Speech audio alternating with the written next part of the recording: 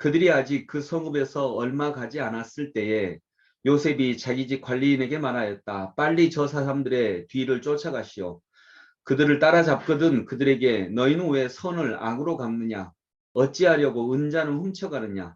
그것은 우리 주인께서 마실 때에 쓰는 잔이요 점을 치실 때에 쓰는 잔인 줄 몰랐느냐? 너희가 이런 일을 저지르다니 매우 고약하구나 하고 호통을 치시오. 관리인이 그들을 따라잡고서 요셉이 시킨 말을 그들에게 그대로 하면서 호통을 쳤다. 그러자 그들이 그들에게 말하였다. 어찌하여 그런 말씀을 하십니까? 소인들 가운데는 그런 일을 저지를 사람이 하나도 없습니다. 지난번 자로 아귀에서 나온 돈을 되돌려 드리려고 가나안 땅에서 여기까지 가지고 오지 않았습니까? 그런데 어떻게 우리가 그대의 상전댁에 있는 은이나 금을 훔친다는 말입니까? 소인들 가운데서 어느 누구에게서라도 그것이 나오면 그를 죽여도 좋습니다.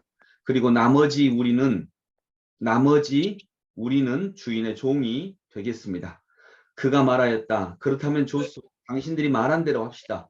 그러나 누구에게서든지 그것이 나오면 그 사람만이 우리 주인의 종이 되고 당신들 나머지 사람들에게는 죄가 없어.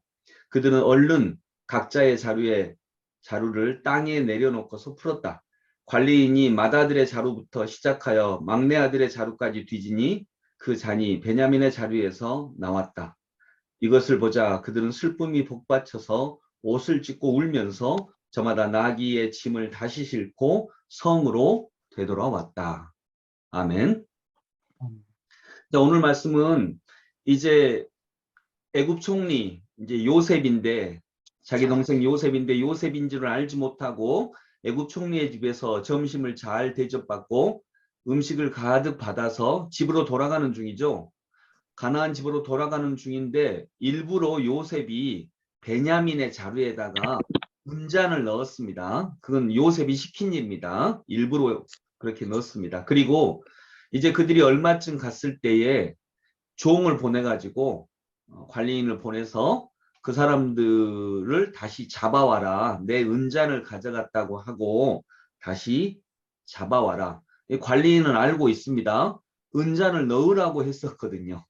은잔을 넣으라고 했기 때문에 관리인은 알고 있습니다. 근데 다시 잡아오라 이렇게 얘기를 합니다. 그리고 너희들이 왜 이렇게 선한 일을 악으로 갚느냐? 왜 내 은잔을 훔쳤느냐? 이렇게 말하거나 그러면 그들이 뭐라고 하겠죠. 그런 일이 없다. 그런 일이 실제로 없었으니까. 근데 이제 당연히 은자는 발견되었고 그들은 그때 그 형제들은 슬픔이 복받쳐서 옷을 찢으면서 다시 요셉의 집으로 돌아왔다라고 하는 오늘의 말씀입니다. 자, 여러분 여기서 우리가 한번 생각해 볼 점이 있습니다.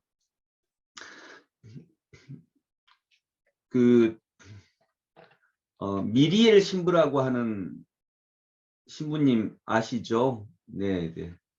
그 소설에 나오는 것처럼 그 은잔 그 소설이 어떤 소설이죠? 그 은잔을 훔쳐가지고 예?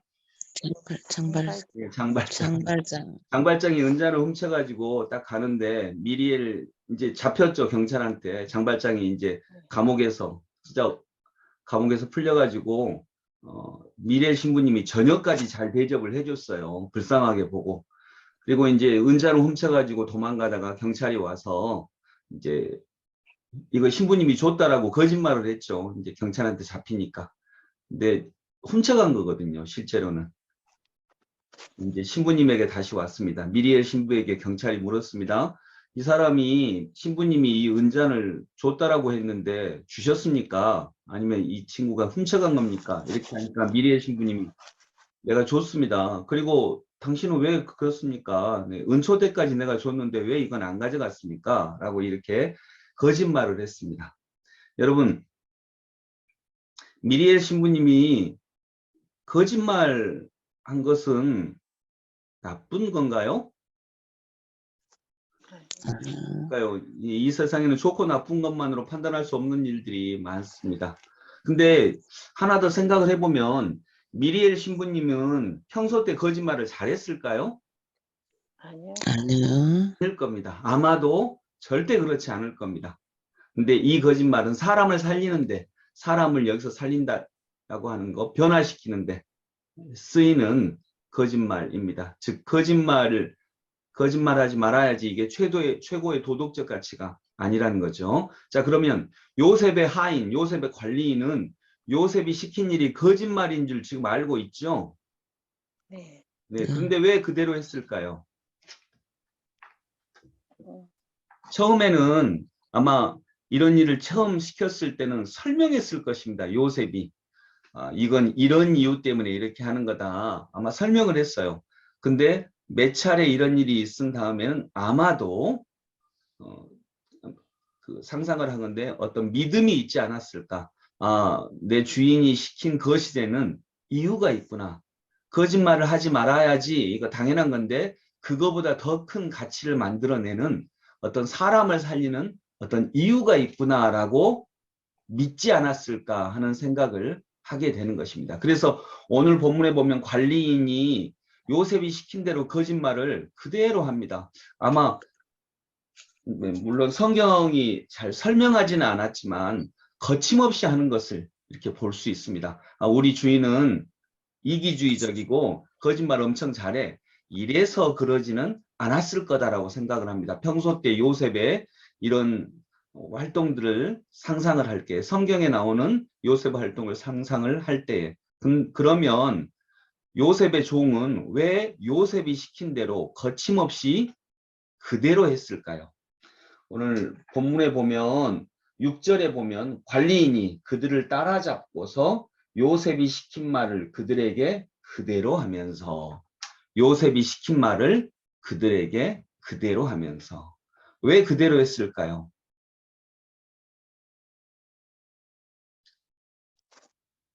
아마도 요셉에 대한 믿음이 있었을 것입니다. 이분이 거짓말을 시키는 데는 어떤 뜻이 있어. 분명히 그거보다 훨씬 더 큰 가치가 있어 라고 하는 믿음이 있었을 것입니다. 아니면 우리가 알 수는 없지만 설명을 했든지요. 여러분, 우리도 하나님 말씀 앞에 섰을 때 그대로 시행할 수 있기를 원합니다. 여기서는 거짓말을 하자 이런 뜻이 아니고 우리 생각을 내려놓고 거짓말을 하라는 것이 아니고 믿겨지지 않는 말씀을 그대로 한번 따라가 보자. 그러면 이 관리인이 그걸 그대로 행한 후에 그 형제가 다시 만나는 역사가 일어나고 서로 원수처럼 생각했던 형제들이 다시 품에 안고 사랑하는 역사가 일어나고 이런 일이 일어납니다. 거짓말을 하지 말라는 뜻보다 훨씬 더 큰 뜻이 있을 것이다 라고 하는 것입니다. 그래서 오늘 말씀을 거짓말을 시키면 그대로 하라 이런 말씀이 아니고 믿겨지지 않는 말씀, 이렇게 해도 되나? 이게 더 좋지 않을 건데 라고 생각되는 말씀이 있다 할지라도 우리 오늘 요셉의 관리인이 그대로 행했을 때 세상이 변화되고 형제들이 함께 만나게 되고 사람이 살아나는 귀한 역사가 일어났던 것처럼 우리에게도 그런 일이 있을 줄로 믿습니다. 우리도 우리 마음이 그렇지 않을 수도 있고 낙심할 때도 있고 그렇지만 예수님의 말씀을 오늘 요셉의 관리인처럼 따라가 볼 수 있는 그래서 생각지 않는 하나님의 놀라운 역사를 만나는 우리의 생각보다 더 큰 역사를 만나는 은혜가 있기를 소망합니다. 기도하겠습니다. 관리인이 그들을 따라잡고서 요셉이 시킨 말을 그들에게 그대로 하면서 하나님 요셉의 종은 요셉이 시킨 일을 그대로 했습니다. 그대로 했기 때문에 자기의 주인인 요셉과 요셉이 꿈에도 그리워하는 요셉의 가족들이 만나게 됩니다. 큰 역사가 일어납니다. 미움이 사랑으로 바뀌는 역사가 일어납니다. 하나님 거짓말을 하라는 말이 아니고 믿겨지지 않는 말씀 앞에서도 우리가 요셉의 관리인처럼 그 말씀을 그대로 따라갈 수 있는 믿음을 우리에게 더하여 주시옵소서. 예수 그리스도 이름으로 기도드립니다. 아멘.